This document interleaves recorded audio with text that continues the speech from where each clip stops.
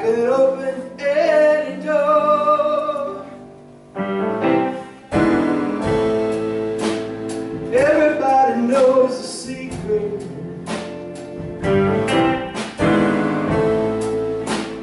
Everybody knows the score.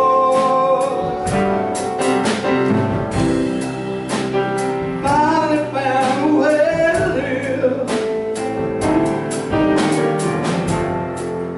in the presence of the Lord.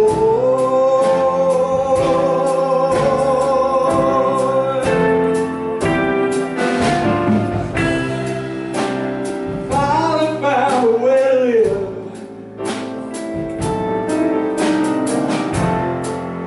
like I never did before.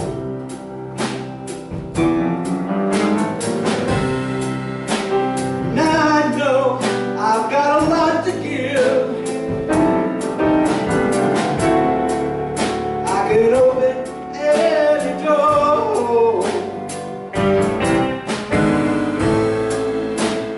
Everybody knows the secret.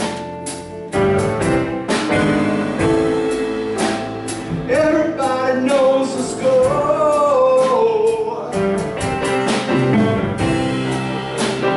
Finally found a way to live. Yes, I did. In the presence of the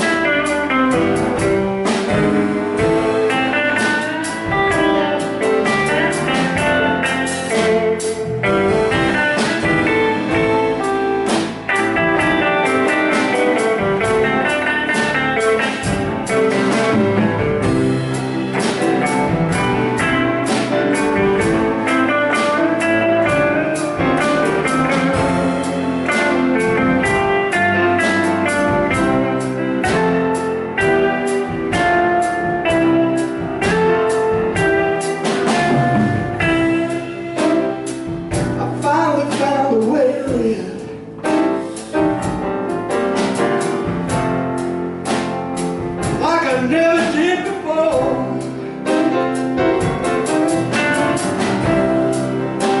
And now I know that I've got a lot to give.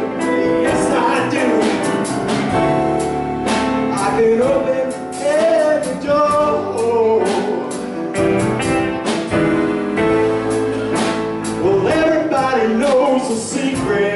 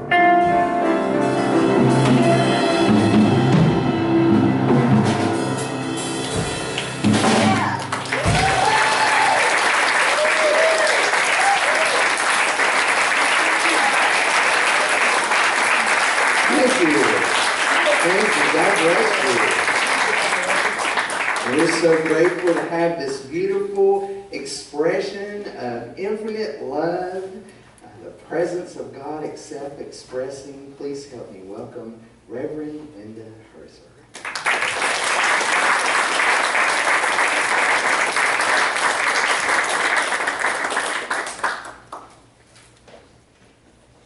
Thank you, Reverend Dale. And thank you to all of you for your warm welcome here today. There's been so many of you that have contributed to this service already in just amazing ways. You all have incredible music ministry, your sound team, your AV team back there, your ushers, and just, prayer challenge, everybody. Y'all are great. I'm happy to be here. 4 years ago, I joined the staff of a church where on any given Sunday morning, do we have a problem? Not here? Okay, well, let's try this. How's that? Oh, yeah, there we go. Okay. 4 years ago, I joined the staff of a church where on any given Sunday morning, about 10% of our worshiping congregation identified as transgender men, trans women, cross-dressers, or genderqueer. Having no idea at that time what some of those terms even meant, I quickly realized that my 1980s seminary training had not adequately prepared me to minister effectively to all my congregants. So I began listening to the stories of my transgender parishioners and reading and studying and attending support groups for gender variant folks. One of those support groups was led by one of the congregants in that church who herself is transgender and is now my business partner in Transformation Journeys. She's here with us this morning. Gabrielle Clegborn, would you please stand with us? I'm proud to say that Gabrielle was also honored as Atlanta's Best Trans Activist for 2015, and she's in the running for this year. We haven't heard the results yet. So, thank you for being here.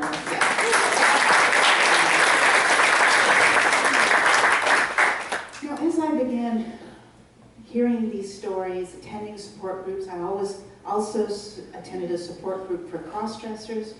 As you can well imagine, I learned a lot.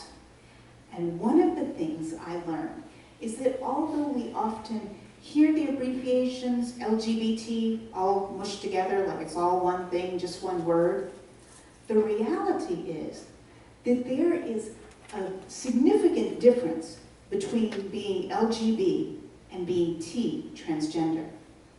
And that difference is this: being lesbian, gay, or bisexual has to do with one's sexual orientation, with who you're attracted to, romantically, physically, spiritually. But being T, being transgender, has to do with one's gender identity, with who you know yourself to be on the inside. And what I learned is that gender identity, who you know yourself to be on the inside, has absolutely nothing to do with how you look on the outside, with whether you have male parts or female parts, okay? Nothing to do with that. I also learned that,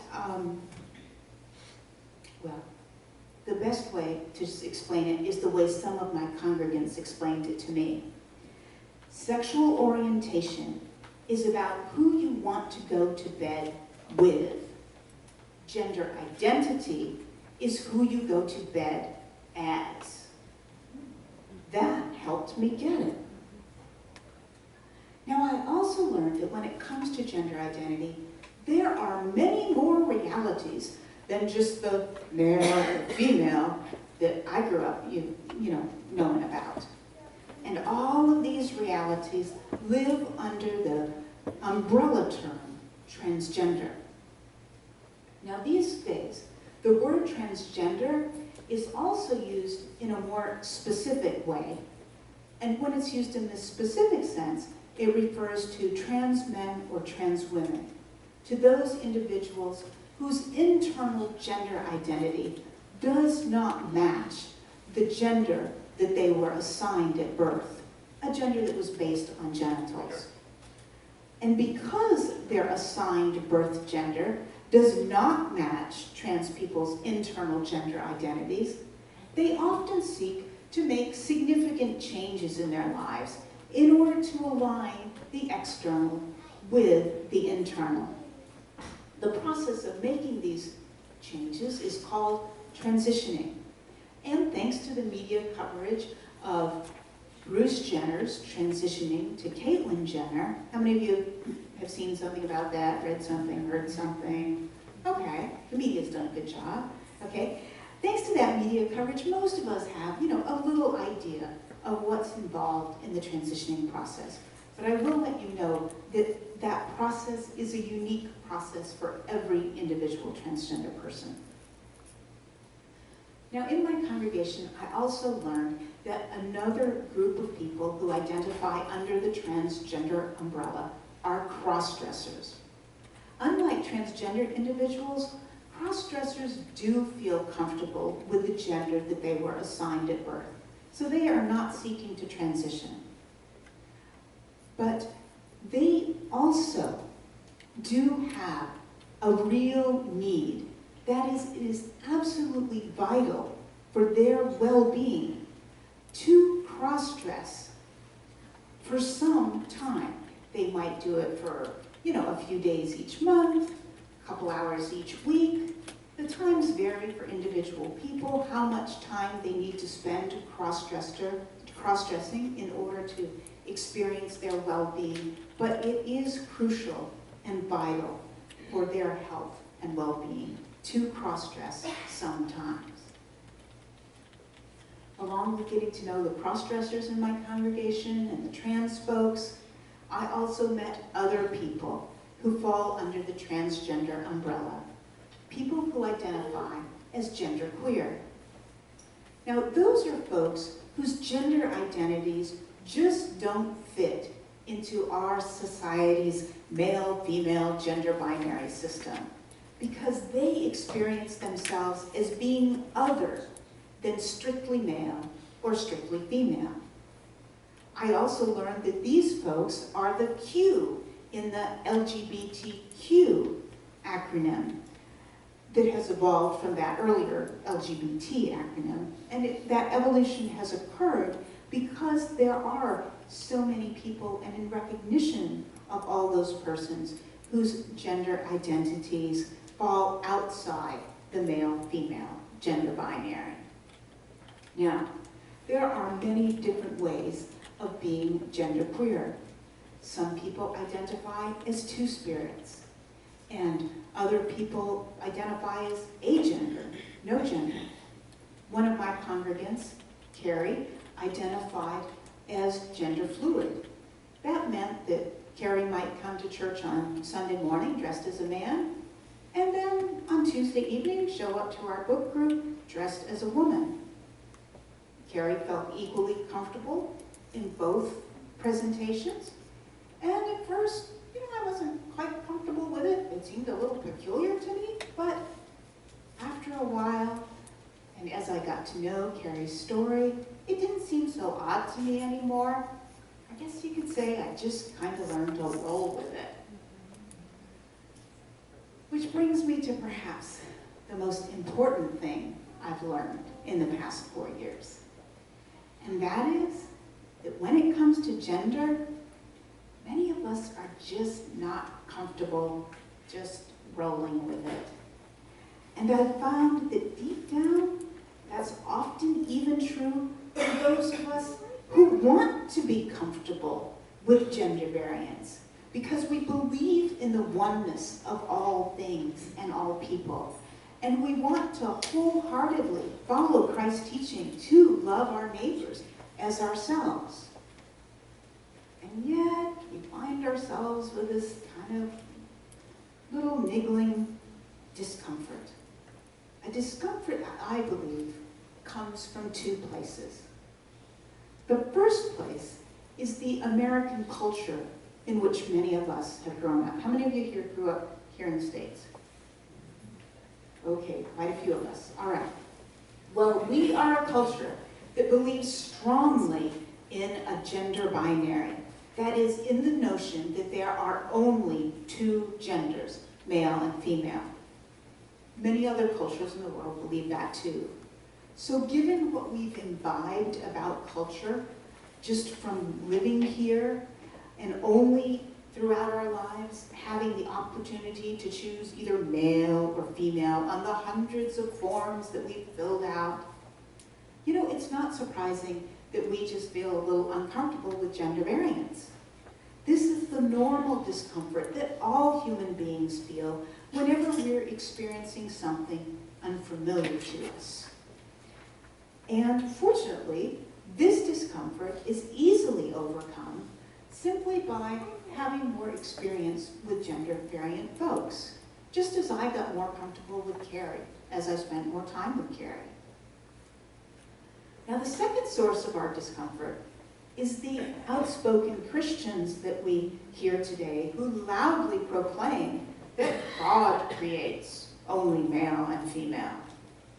This belief is what I call the Genesis gender dilemma. And it's at the root of many cultures' belief in the gender binary.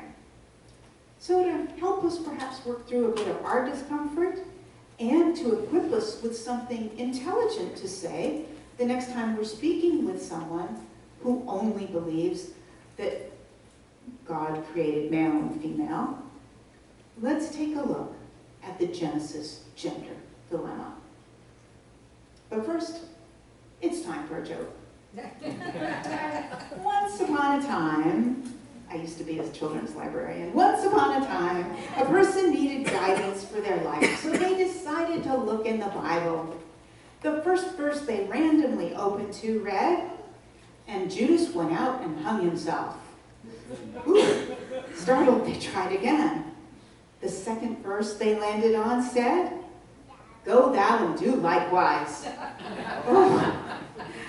Really surprised, they decided to try this one more time. They opened up and landed on, "And what thou doest, do it quickly."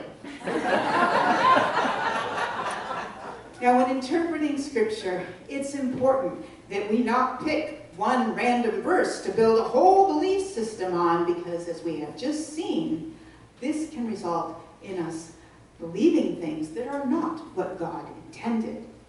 And it's important for us to keep this in mind this morning as we consider the Genesis gender dilemma.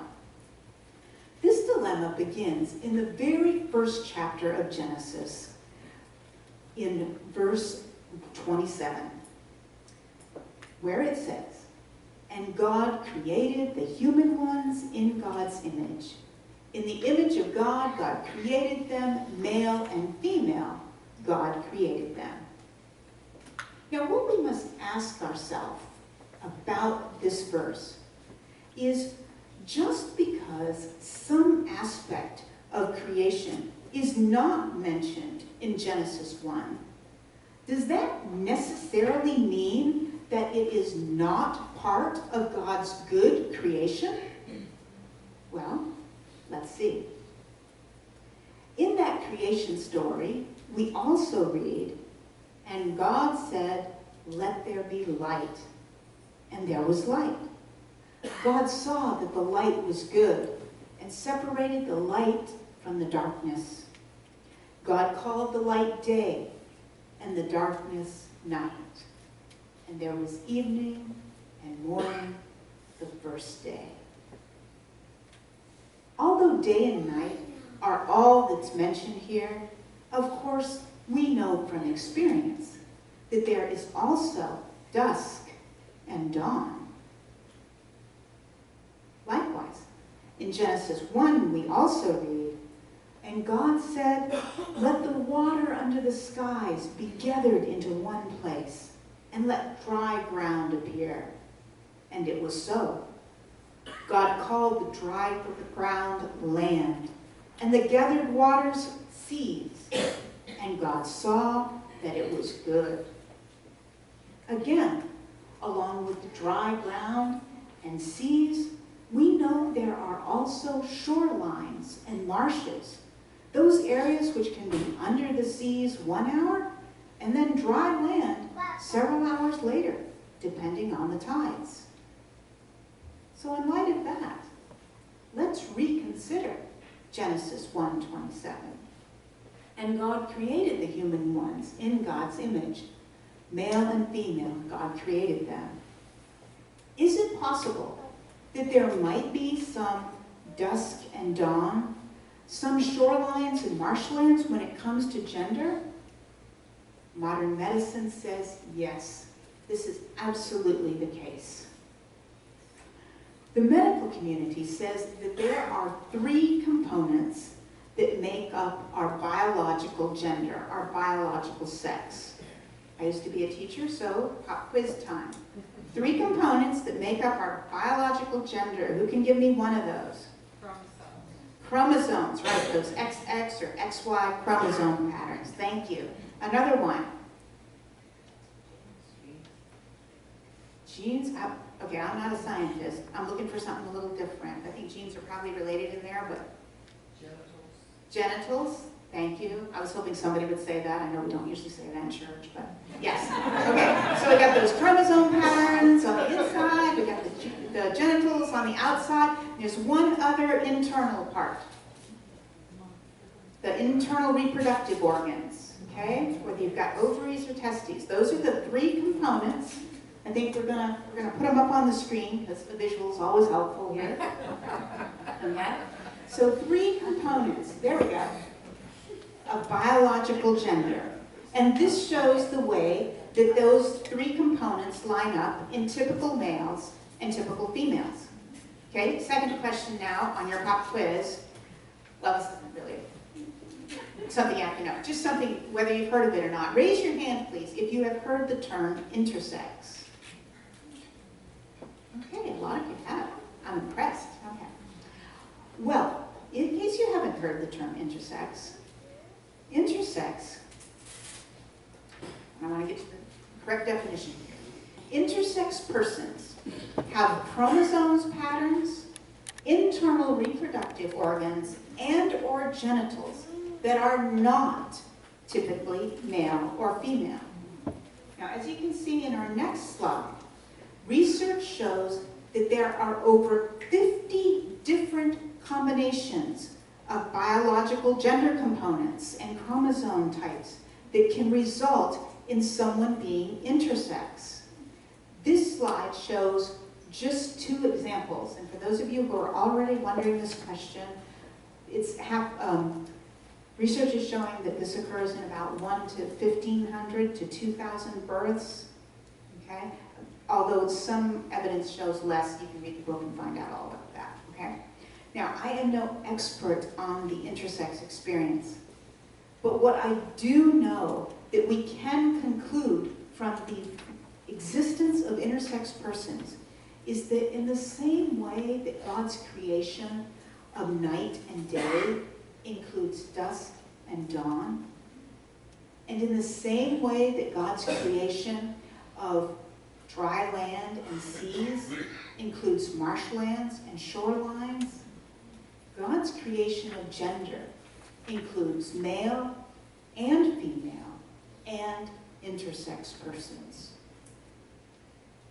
In fact, in recognition of this gender reality, there are 11 different countries that currently give their citizens a 3rd choice when filling out their gender on their passports. And here in the States, we think we're progressive, right? I hope that learning about intersex persons and the 11 countries that recognize genders other than male and female make you a little more comfortable with the thought of gender variance.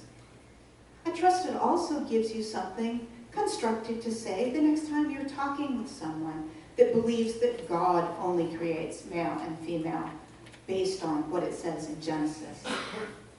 Now, of course, after you share the perspectives you've learned this morning about Genesis, that person might come back and say, well, yes, but if a person is created by God to be typically anatomically male or female, then it would still be a sin against God's order of creation for that person to choose to be a different gender. Interesting question. Basically what that person is saying, okay, intersex, that's fine, cool, but it's still wrong to be transgender or gender variant. How do we respond to that? Well, I would start by responding and saying that any transgender person I have ever talked to will tell you that they did not choose to be transgender. Remember, the definition of transgender is when your internal gender identity does not match your external genitals. And it doesn't matter whether you're presenting as male or female. If those things don't match for you, you are transgender. I would also respond by saying, well, not saying, asking a question. Why do you assume that gender is based on a person's divinely created genitals? Because personally, I've come to believe that our gender is based on our divinely created gender identities, which are there at birth. Yes, that's what research is showing, is that we are born with our gender identities. And there is brain research that has been done that shows that part of our neurodevelopment may be related to gender variance. But these preliminary research findings are not what have ultimately convinced me that our gender identities should be based on our gender identity and not our genitals. What has convinced me has been the stories and the testimonies of innocent children as young as the ages of 2 and 3 and 4 who have been telling their astounded parents, "No, Mommy, I'm not a boy, I'm a girl," and vice versa. The internet contains hundreds of these stories, and I'd like to share just one of them with you this morning. A mom wrote, "My son, at age 3, told me he was a girl. He looked me in the eyes and said, 'Mommy, something must have gone wrong in your tummy that I came out as a boy instead of a girl.' Since age 2, he'd been begging me to dress him in the pretty clothes that he saw the little girls wearing, and he'd been obsessed with the things that little girls typically love, like princesses and fairies and the color pink. At first, I assumed the whole thing was a phase. I said he could like pink, and he could play with dolls, but that he had a boy body, so he was a boy. When he kept asserting his girlhood, I tried to encourage more masculine activities, suggesting co-ed karate classes when he wanted to sign up for ballet. I encouraged more play dates with boys and more time with his dad. But ultimately, I couldn't handle the idea of denying my child the things he loved, nor bear to see him so unhappy. My real turning point came about a year after he first told me he was a girl. I attended a support group for the parents of transgender and gender nonconforming kids. And I heard a story that kept me up at night for weeks afterward. Through her tears, a mother told us what had happened to her 5-year-old son when she took the advice of a well-meaning psychologist. I took away all his dolls, all his most favorite things. I told him he was a boy, and that's that, because that's what the doctor told me to do. Within a couple of months, her kindergartner had stopped speaking and was diagnosed with severe depression. I almost lost him, she sobbed. That story haunted me because my son had begun a similar disappearing act. After months of fighting me, "I'm a girl," the kid was giving up. He stopped correcting me when I used his hated boy name, shrugged when I suggested karate lessons yet again. Another mom in the support group witnessed the same phenomena in her child and described it perfectly.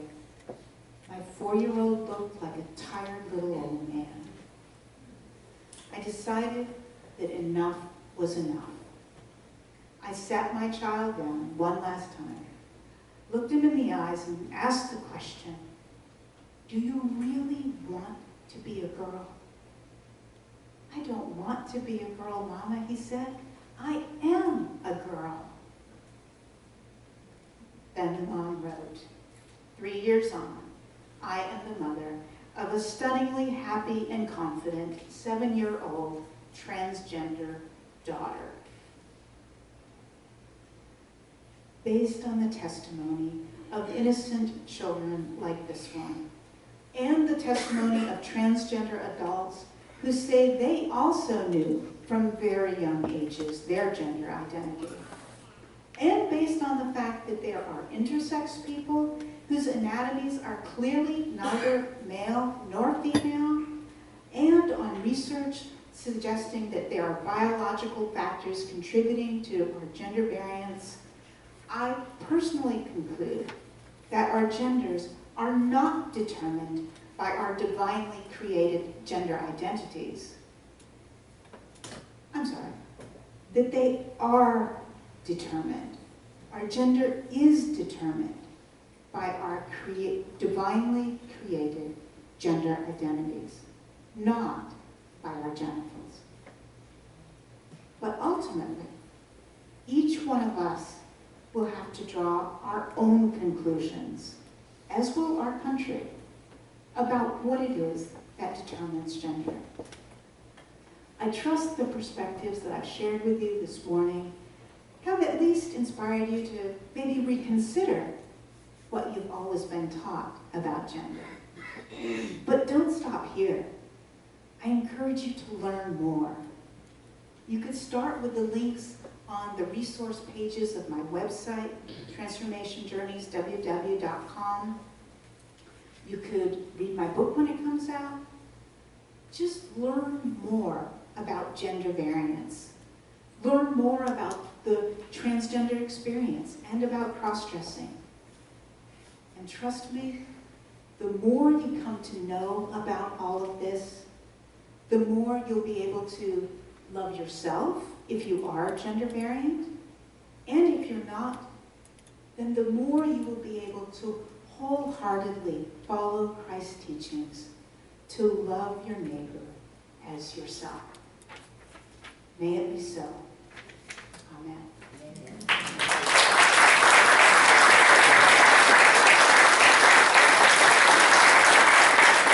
Good job. Thank you, Reverend Linda. Another hand for Reverend Linda, please. Great job. We're glad you're here this morning. And I know that both Linda and Gabriel would be very happy to answer any questions that you might have. So please be sure that you say hi to them before you go today and tell them how much you appreciated their visit with us today. Thank you. So as the band is getting in place, I'm going to invite us into prayer one more time. If you would, just allow your eyes to close, put your hand on your heart, and feel the love that is within us. We are divine love in expression.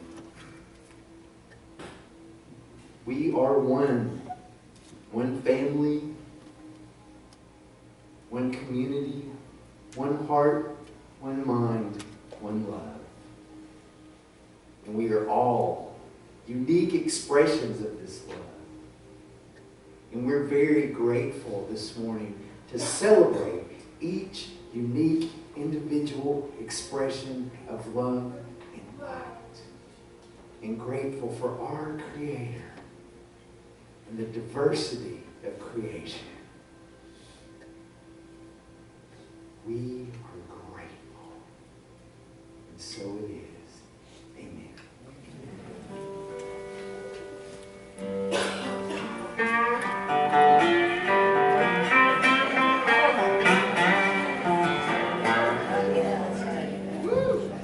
Thank you, Reverend Linda. That was a very powerful talk. Thank you very much.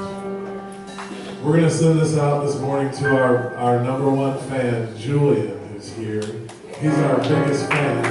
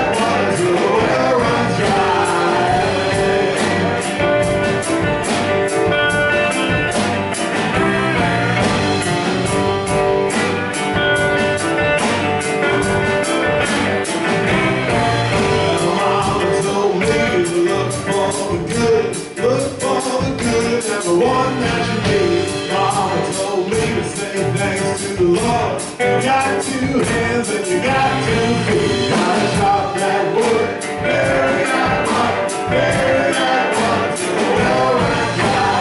Chop that wood, bury that water, bury that water till the well runs dry.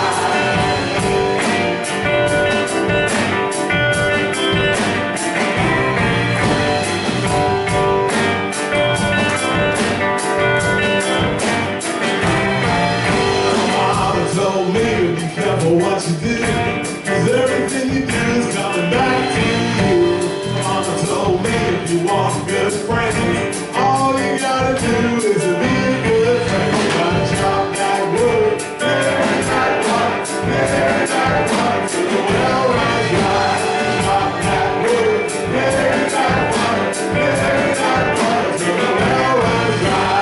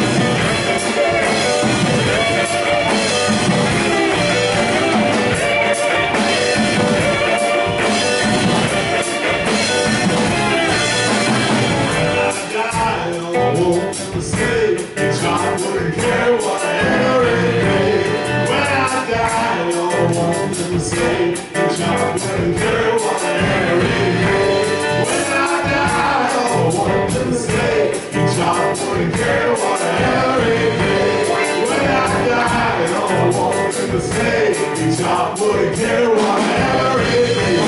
Chop that wood, bury that water, bury that water till the well runs dry.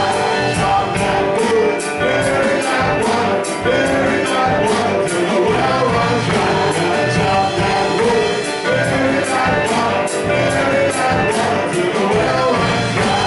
Chop that wood, bury that water, bury that water till the well.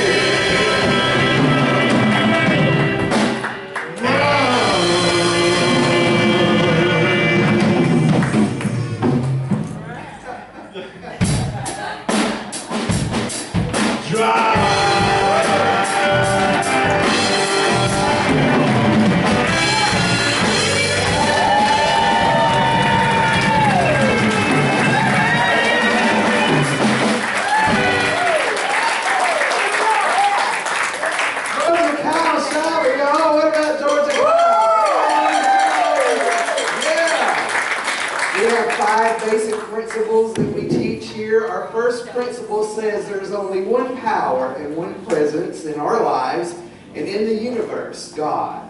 Our second principle says we are the Christ of God in expression. No matter who you are, what you think about yourself, you are an individualized, flawless expression of the infinite.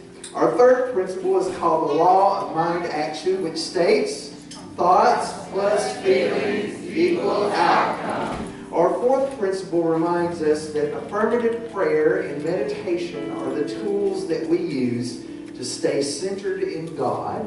And our fifth principle is the song that Kyle just sang. After enlightenment, chop wood, carry water. We have to practice what we teach. And so one way that we practice spiritual principle is through the activity of giving and receiving. So this is your opportunity. If you feel spiritually fed, spiritually led by our community, and you would like to give back this morning in the form of a love offering, I invite you to take that into your hand right now, and let's bless it together. And I'm going to invite Carol, if she would, to come forward and bless our offering and lead us in our prosperity affirmation. Creator Spirit, you are with us, flowing through us, giving us all that we have, and we share our blessings. We share these, and we multiply them through sharing. We send this into the divine flow, manifest for others those things that they also need. We show this as part of our faith. And please affirm with me, divine